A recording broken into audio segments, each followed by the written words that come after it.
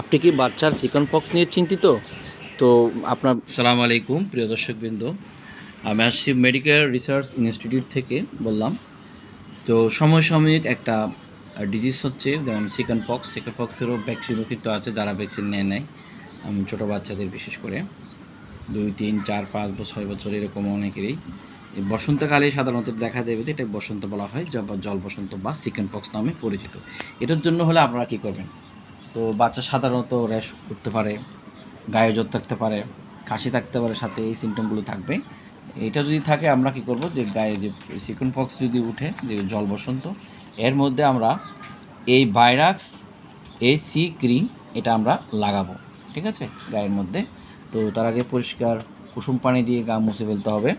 তারপর হচ্ছে আমরা যেটা করব, এইখানে ভাইরাক্স যদি 5 বছরের ঊর্ধ্বে যে বাচ্চাগুলো হয় তাদেরকে ট্যাবলেট দেওয়া যায়, আর তার ওজন অনুসারে আর কি ডেইলি 5 বার 4 বার দেওয়া যায়।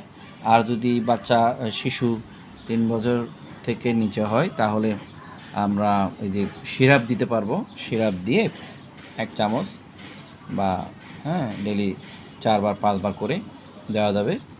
পাশাপাশি হিস্টেসিন বা অ্যান্টিহিস্টামিন যে কোনো ট্যাবলেট খাওয়াতে পারেন। যদি কোনো রকম ইনফেকশন হয়, আমি একটু যদি দেখাই যে কীরকম ওঠে, এই যেমন এরকম এখানে দেখা যাচ্ছে, এই যেগুলি খুব ছোটো ছোটো। তারপর আরও আছে দিকে, আমি যদি দেখাই একটা রোগী, তার এই যে এখানেও হয়েছে এরকম, ঠিক আছে। যদি ইনফেকশন হয় এই ধরনের, এই যে এখানে ইনফেকশন যদি হয়ে যায়, সেক্ষেত্রে কিন্তু আমাদের যেটা দরকার,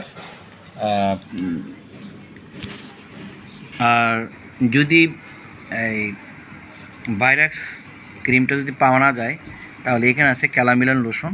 এই ক্যালামিলান লোশন কিন্তু সারা শরীরে কিন্তু এটা মাখা যেতে পারে।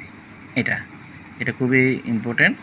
নানা রকম এই ধরনের যদি ফুসকুড়ি উঠে, সেখানে আমরা এটাও কিন্তু দেওয়া যেতে পারে।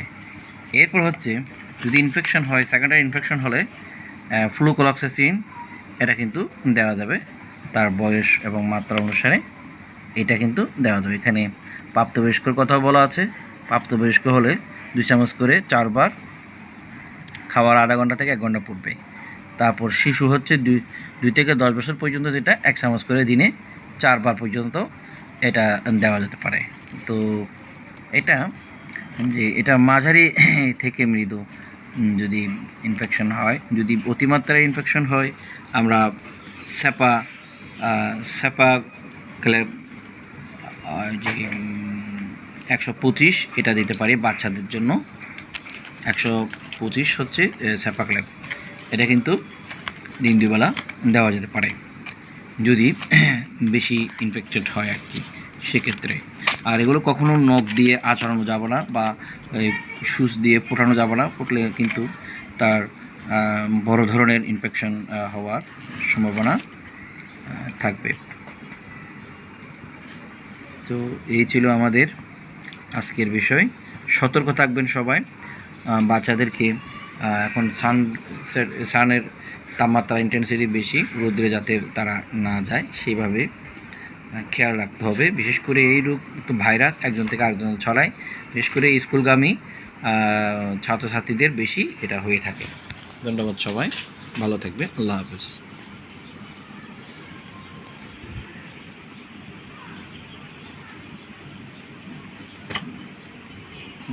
তো আরেকটা কথা বলে রাখা ভালো, বিশেষ করে বাচ্চাদেরকে প্রচুর পরিমাণ পানি খাওয়াইতে হবে।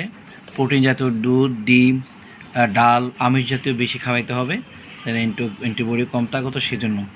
তো এক্ষেত্রে আর ভিটামিনের জন্য একটা মাল্টিভিটামিন তাদেরকে দেওয়া যেতে পারে, যেমন বিপ্লেক্স আছে অথবা ফোগো আছে। এ ধরনের সিরাপ কিন্তু তাদেরকে দেওয়া যেতে পারে বা খাওয়ানো যেতে পারে। ধন্যবাদ সবাই, আসসালামু আলাইকুম।